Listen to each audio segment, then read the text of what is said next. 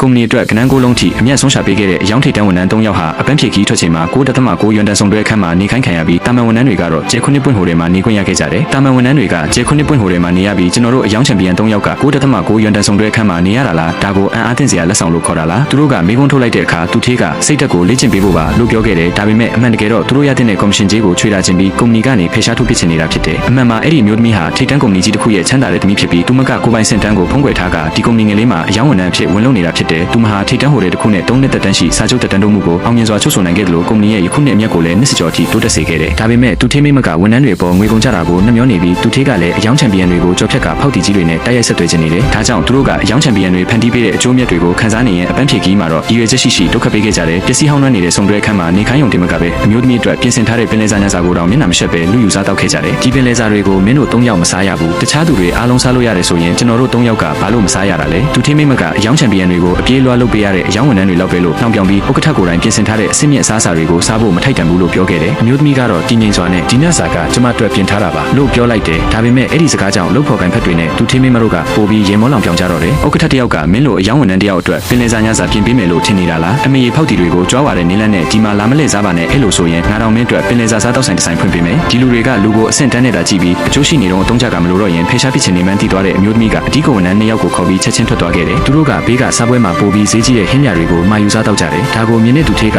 ကို့မားကိုပြန်မစင်းစားပဲပိုပြီးလောဘကြီးလာခဲ့တယ်။သူထေးမိမကအယောင်ချန်ပီယံတွေဟာကော်မရှင်ကြီးအများများရနေလို့ထင်ပြီးသူထေးကိုသူတို့3ယောက်ကိုအမြန်ဆုံးအလုပ်ဖြုတ်ဖို့တိုက်တွန်းခဲ့တယ်။သူထေးကလည်းစီးပွားရေးအခြေအနေတည်ငြိမ်သွားပြီလို့ထင်ကသူတို့ကိုဆက်ထားဖို့မလိုတော့ဘူးလို့ယူဆခဲ့တယ်။ပြီးတော့သူ့ရဲ့လောဘကြီးတဲ့မျက်နှာစစ်ကိုဖော်ထုတ်ပြီးဟုတ်တယ်တမန်ရှိပြန်လာတဲ့အခါငါကိုယ်တိုင်သွားတွေ့ပြီးတိုက်ရိုက်ဆက်သွယ်မယ်အဲ့ဒီအခါသူတို့ကိုမလိုတော့ဘူးလို့ပြောလိုက်ပါတယ်။